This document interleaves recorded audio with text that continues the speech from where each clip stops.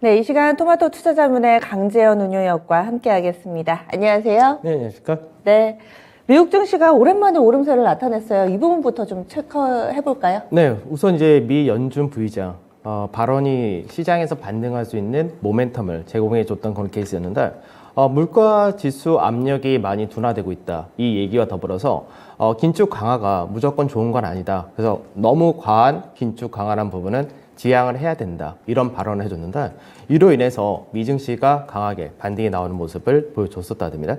사실 이제 S&P 지수 이제 올 한 해를 좀 놓고 보게 되면은 사실 조정의 요인들이 여러 가지 있었는데 제일 화면의 왼쪽 상단 있는 내용인데 올해 초에 사실 증시 자체가 큰 폭의 하락이 나타났던 것은 처음에 연준에서 매파적인 기조로 통화 정책을 쓰겠다. 이 부분이 하락의 주 요인이었고 그 이후에는 이제 인플레이션이 높아지면서 경기 침체 우려 같이 나타났다가 그러고 나서 반등이 나왔던 부분은 시장에서 인플레이션의 정점을 나타낸 것이 아닌가 이 부분과 더불어서 내년에는 미국에서 금리 인하를 할 수 있다 이 기대감 올라갔었는데 이제 잭슨 미팅을 전후로 해서 파웰 연준장이 다시금 긴축에 대한 의지를 보여줬었다는 거죠. 그러니까 실제적으로 시장에서 조정의 배경 자체가 새로운 악재가 나와서 하락을 했다 이보다는 시장에서 기대했던 부분이 좀 없어졌다. 그리고 연준에서 1월 달에 내세웠었던 매파적 기조를 이어간다. 이 부분이 현재 조정의 요인이다. 이렇게 보면 되는데 그러니까 새로운 내용이 없으니까 결과적으로는 시장에서 이번 조정이 앞전의 저점을 깨거나 이런 조정은 아니다라는 성격은 동일하다. 이렇게 보시면 됩니다. 그래서 우선은 기술적으로 볼 때는 S&P 지수 같은 경우가 상승폭의 61.8%에서 이제 50%짜리 때가 이 구간대가 계속해서 최근 들어서 바닥을 만들고 왔다 갔다 했었던 그런 가격이었었는데 이제 오늘 같은 경우 이 가격대를 올라왔다 이렇게 보시면 될 것 같고 그리고 이제 또 하나 중요한 것이 변동성 지수였었죠. 변동성 지수 같은 경우는 이제 두 번째 화면인데 왼쪽에서 변동성 지수가 계속해서 25에서 28이라는 선에서 박스권에서 등락을 보이다가 방향을 못 보이고 있었던 그런 케이스에서 25선을 오늘 하회하는 그런 흐름을 보여줬었기 때문에 어느 정도 시장에서 이제 바닥을 다져가는 모습을 만든다 이렇게 보시면 될 것 같습니다. 네, 어느 정도 바닥의 시그널이 나오고 있다. 나스닥은 같은 기간 동안에 훨씬 더 밀렸었잖아요. 그 하락폭으로 볼 때는 나스닥이 더 많이 빠지긴 했었는데 앞전에 상승폭도 더 컸었던 케이스였죠.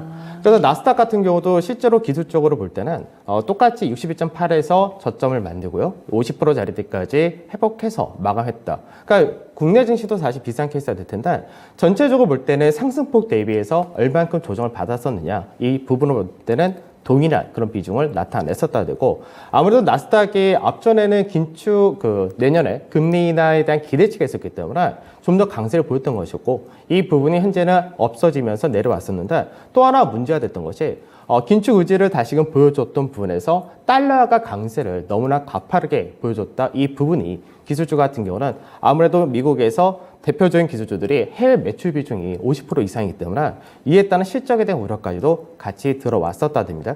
그래서 달러가 이제 어제 연준 부의장의 발언에 따라서 좀 하락하는 모습을 보여줬는데 이 역시도 미 증시가 반등할 수 있는 계기로 만들어줬다고 보시면 되겠죠. 네, 지금 준비해 주신 차트 왼쪽에 보니까 기업별로도 이렇게 좀 써놨는데 이 부분은 앞서 얘기해 주신 그 달러에 따른 영향, 매출 비중으로 또 파악을 해볼 수 있는 그런 데이터들 함께 주셨네요.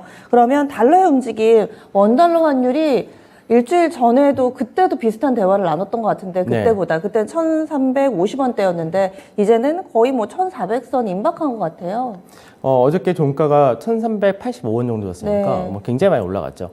그러니까 이제 환율 같은 경우가 사실 국내 증시 자체적인 문제로 인해서 원화가 올라간 케이스는 아니고 여전히 달러의 강세란 부분이 전 세계 통화가 대부분 약세를 보이는 그런 케이스인데 실제로 이제 올해 들어서 달러 같은 경우는 이제 어제 종가를 기준할 때 14.8% 정도 상승한 반면에 이제 오늘 물론 우리나라 원달러 환율도 좀 떨어질 것으로 전망이 되고 있는데 이제 어제까지는 한 16.5% 정도 앞전에는 미 달러보다 국내 원달러율의 상승폭이 그렇게 더 높진 않고 오히려 조금 약했던 케이스에서 이번 주가 굉장히 좀 가파르게 올라갔다 보시면 될 것 같습니다. 그럼 이 부분은 뭐냐면 이번 주에 이제 8월 달 우리가 이제 무역 수지라든지 이런 것들이 발표되었습니다. 무역 수지 적자가 역대 최고치를 나타내줬다. 이런 부분이 아무래도 원화가 좀 더 약세를 띠는 그런 배경을 만들었다 이렇게 보시면 될 것 같고 지금 현재 달러화가 어저께 종가를 기준으로 한다면 국내 증시가 어느 정도 키 맞추기를 한다 했을 때는 원달러 환율도 1370원 정도를 맞춰주는 것이 우선 중요하다 정도 이렇게 보시면 될 것 같습니다. 네, 지난주에도 수급 동향 좀 체크를 해주셨는데 지금은 좀 어떤가요? 수급적인 부분에서 외국인들이 이제 지난주까지는 그래도 매수세가 이어졌던 부분이 어느 정도 나타났었다가 그리고 이제 어제 같은 경우는 외국인의 매도가 좀 크게 출회가 되었죠. 그래서 결과적으로는 이제 한 주 동안에 거의 1조 가까운 매도 물량이 출회가 되었다 됩니다. 그러니까 앞전에 한 6조 이상을 매수했다가 1조를 출회했는데 왜 이 부분이 그 전날까지는 그렇게 매도가 크지 않았었는데 어제 같은 경우가 매도가 컸었느냐 이 부분인데 외국인들을 기준으로 한 종합주가 지수를 한번 살펴보실 필요가 있습니다. 그러니까 달러 기준으로 종합주가 지수를 보게 되면은 이제 수요일까지는 화요일까지죠. 화요일까지는 시장에서 앞전 7월 달에 저점 자리를 깨지 않은 상태였기 때문에 이 구간대에서는 외국인의 매도가 더 적극적으로 나오지 않았었다가 이제 환율이 워낙에 세게 올라가다 보니까 이 부분에서 어제 같은 경우는 실제로 이탈하는 모습이 있었기 때문에 여기에 따른 물량이 일부 출회가 되었다. 이렇게 보셔야 될 것 같고 다만 이제 마감된 미증시와 더불어서 MSCI 코리아 인덱스를 보게 되면 코리아 인덱스 같은 경우는 다시금 하단 자리를 회복해서 마감이 되었기 때문에 이제 오늘 같은 경우는 이제 외국인들의 추가적인 매도가 좀 제한되지 않을까 이렇게 전망이 좀 되고 있고 그리고 이제 오늘 같은 경우가 선물옵션 동시 만기일입니다. 그래서 최근 들어서 뭐 기관에서의 매도는 뭐 어마어마하게 많이 쏟아진 그런 케이스인데 기관의 매도에서 절반 정도는 이제 베이시스 악화, 그러니까 선물 시장이 더 저평가가 되다 보니까 그에 따른 현물 시장에서의 매도가 기계적으로 나왔던 그런 부분이었습니다. 이제 오늘 만기를 볼 때는 이제 프로그램 매도보다는 매수가 유입될 가능성이 좀 높다 정도 보시면 될 것 같고 선물 시장이 저평가가 심화가 됐다는 얘기는 향후 시장에 대한 불확실성이 너무나 높아졌기 때문에 이 효과가 나타났는데 이제 이 부분도 어느 정도 좀 완화되는 그런 과정이 나타날 수가 있다는 점에서 향후 만기 이후에 프로그램 매수가 유입될 수 있느냐 이 부분도 우리가 추석 연휴 이후에 중요하다고 보시면 되겠습니다. 네, 좀 전에 차트 나온 것은 이 달러로 환산된 우리 지수, 현재 이 지수가 외국인 입장에서 봤을 때는 7월의 직전 저점을 잠시 이탈하는 흐름으로 그만큼 또 가격 메리트 있는 구간으로도 판단이 되는데 그렇다면 원화 기준으로 우리가 보는 통상적으로 보는 차트도 한번 좀 읽어주세요. 네. 아까 이제 제가 미증시 S&P와 나스닥을 설명드릴 때 저점을 61.8% 자리대에서 저점을 만들고 반등을 해서 이제 50% 선까지 올라왔다는 말씀드렸는데 국내 증시가 어제 마감되었었던 2375포인트 전후가 저점 대비 상승폭의 딱 61.8% 자리입니다.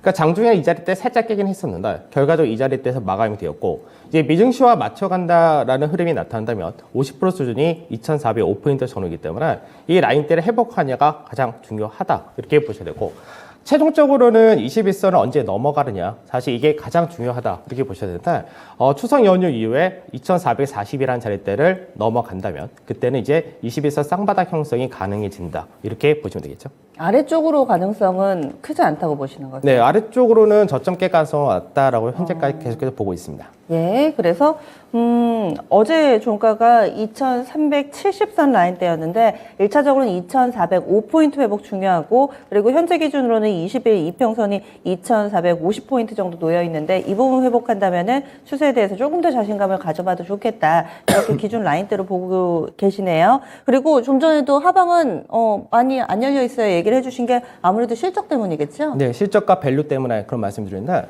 사실 이제 시장에서 국내 증시가 굉장히 많이 지금 저평가가 심화되어 있는 그런 상태다라고 보시면 될 것 같습니다. 그러니까 우리가 이제 시장에서 실적이란 부분이 결국은 제일 중요한 부분인데 경기 침체라든지 둔화가 온다 했을 때 뭐 앞으로 영업이익이 감익이 될 것이다. 뭐 이런 논리가 시장에서 주가가 못 올라가고 약세되는 배경 중에 하나가 되기도 하는데 최근 들어서 5년 동안의 주가 수익 비율을 보게 되면은 지금 이제 미국과 인도 정도를 제외하고 유럽과 우리나라 같은 경우는 거의 최하단 자리에서 왔다 갔다 한다 정도로 그만큼 5년 동안의 주가 수익 비율을 봤을 때는 최저 수준을 나타내주고 있다고 보시면 될 것 같고요. 왼쪽에 있는 것이 영업이익과 그리고 코스피 지수 이 부분을 나타냈는데 현재 시장에서 갖고 있는 현재 주가 수준은 예전에 영업이익이 200억 정도 수준일 때의 현재 주가인 거고요. 현재는 영업이익을 한 250억에서 260억 사이 정도 얘기를 하는데 사실 이때는 이렇게 본다면 예전에 지수가 3천이 당연히 넘어가 있어야 되는 거고 최근 들어서 향후에 대한 전망치 자체가 좀 많이 약화되었기 때문에 이걸 현재 증권가에서 보는 가장 안 좋은 시나리오로 보게 될 경우가 한 230억 정도 나온다고 됩니다. 230억이 된다고 해도 실제 영업이익은 우리나라 2018년 19년도에 최상단 자리 정도가 되기 때문에 이 당시 주가가 2,500에서 2,600이었던 부분을 감안한다면 현재 주가는 굉장히 실적적인 부분에선 최저 수준이다. 이렇게 보셔도 될 것 같습니다. 그리고 그 옆에 밸류에이션 부분 같은 경우는 평균치 대비로 밀려있는 상황, 대체적으로 지금 인도 빼고는 다 밀려있는 것 같은데 이 PER 밴드 최하단에 붙어 있는 데는 뭐 신흥시장이나 유럽 쪽이면 우리가 상대적으로는 평균 밸류에서 그렇게 많이 벗어나지는 않은 것 같은데 라는 생각도 좀 드는데요. 그러니까 딱 봤을 때 이제 국내 같은 경우가 늘 신흥국 대비해서 저평가를 받아왔던 국가이기 때문에 이 신흥국이 최하단 밸류와 거의 비슷하게 나왔고 약간 높다 정도 수준인데 실제로는 이제 밸류적인 부분에서 국내는 한 8.7% 정도 되고요. 신흥국 같은 경우 아직까지 10% 전후 정도 되기 때문에 늘 밸류를 싸게 받던 부분까지도 감안한다면 더 낮은 수준이다 이렇게 보셔도 될 것 같습니다. 네. 그리고 또 추석 이후를 준비해 봐야 되지 않습니까? 추석 이후에 볼만한 내용들 어떤 게 있을까요? 그러니까 오늘 이제 선물 옵션 동시만기일 국내가 마무리한 다음에 이제 내일 저녁이 되겠죠. 저녁에 22 통화정책회의가 있습니다. 그래서 22 통화정책회의는 현재 75bp라는 자이언트 스텝 이 부분을 현재 시장에서 전망을 하고 있는 그런 케이스인데 이번에 이제 75bp를 인사한다면 이제 유럽 역시도 1.25에서 1.5%까지 이제 금리가 올라간다가 됩니다. 그래서 여기서 중요한 게 왜 그러냐면 지금 현재 국내 증시를 비롯해서 글로벌 시장에서 달러의 강세란 부분을 좀 제한시킬 수 있는 그런 요인이 유로가 반등할 수 있느냐 이 부분이고 유로가 반등하기 위한 첫 번째 조건 중에 하나가 금리 인상이기 때문에 그래서 22 통화정책회에서 75bp 인사한다면 이 부분도 달러를 상승 제한시킬 수 있는 요인이 된다고 보시면 될 것 같고요. 끝나고 나서 우리나라 추석연 지난 다음에 바로 13일 날 개장인데 이날이 또 미국에서 물가지수 발표가 있습니다. 그래서 연준 부의장이 이제 물가에 대한 압력이 높지 않다 이 얘기를 했던 부분이 지금 현재 전망치 자체가 마이너스 0.1% 그러니까 전월 대비해서 마이너스 0.1%를 현재 시장에서 전망하고 있는데 실제로 이제 2021년도 중반 이후로 여태까지 마이너스라는 수치 나온 적이 없습니다. 항상 플러스였지.